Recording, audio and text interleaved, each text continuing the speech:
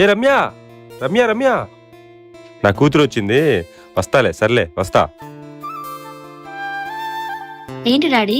నా బండి చెడిపోయింది, నాకు పని వచ్చింది, ఆడదాకా వదిలిపెట్టమ్మా, మళ్ళీ షాప్ దగ్గర వదిలిపెట్టమ్మా. డాడీ నాకు పనులు ఉన్నాయి డాడీ. అమ్మ నా తల్లి కదమ్మా, ఆడదాకా వెళ్ళొద్దాం పదమ్మా. సరే ఎక్కువ. పోనీ అమ్మా.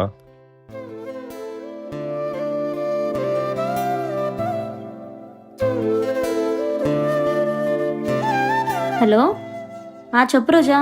మన హీరో సినిమాకి ఫస్ట్ షో టికెట్స్ బుక్ చేశాను. ఇంటి దగ్గర ఉన్నా, త్వరగా వచ్చాయి. అవునా? సరే సరే, నువ్వు అక్కడే ఉండి వస్తున్నా. డాడీకి ఏం చెప్పి మేనేజ్ చేయాలి, ఎలా వెళ్ళాలి? సరే డాడీ, ఒక నిమిషం దిగుతావా? ఏమైందమ్మా?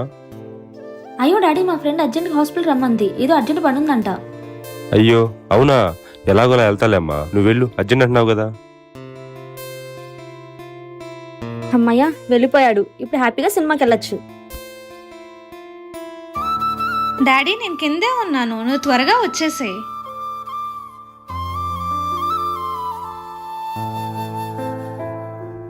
హే రమ్య, అప్పుడే వచ్చేసావా? నేనే నీకు ఫోన్ చేద్దాం అనుకుంటున్నాను. ఫోన్ ఎందుకు, వచ్చేసాను కదా, సినిమాకి టైం అయిపోతుంది, వెళ్దాం పదా. ఫోన్ చేద్దాం అనుకున్నది అందుకు కాదు, డాడీ పనుందని చెప్పాడు, డాడీతో బయటకు వెళ్ళాలి. నేను అందుకనే ఈవినింగ్ షోకి వెళ్దామని చెప్పి నీకు చెప్పడానికే నేను ఫోన్ చేశాను. ఈ లోపల నువ్వే వచ్చేసావు. సినిమాకి వెళ్దామంది నువ్వే కదా, మళ్ళీ నాన్న పని అంటావేంటి? అదేంటి రమ్య అలా అంటావు? వాళ్ళకంటే నాకేం ఎక్కువ కాదు, ముందు వాళ్ళ పనులే నాకు ముఖ్యం. సినిమా ఏంటి, ఎప్పుడైనా చూసుకోవచ్చు. కేవలం సినిమా కోసం మా నాన్న నడి రోడ్డు మీద వదిలేసి వచ్చానని నా ఫ్రెండ్కి చెప్పాలంటే చాలా సిగ్గుగా అనిపిస్తుంది. సరే రమ్య, నేను వెళ్తున్నాను, నాన్న కూడా వచ్చేసాడు, మళ్ళీ కలుద్దాం. అర్జెంటుగా నాన్నకి ఫోన్ చేసి ఈ తప్పుని సరిదిద్దుకోవాలి.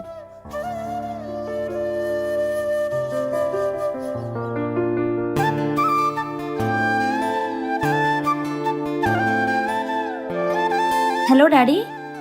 అమ్మా చెప్పమ్మా. రమ్య, ఎక్కడున్నావు? నేను ఇక్కడే ఉన్నానమ్మా, పని అయిపోయింది, వస్తున్నానమ్మా. డాడీ నువ్వు అక్కడే ఉండు, నేను వస్తున్నాను. పర్లేదమ్మా, నీ పని నువ్వు చూసుకోలే, నేను వెళ్తాలే.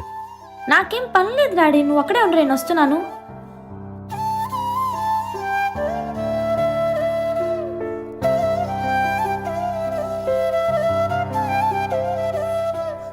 డాడీ.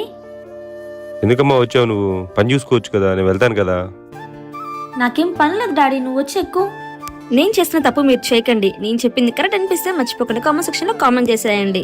ఈ వీడియో నచ్చితే లైక్ చేయండి.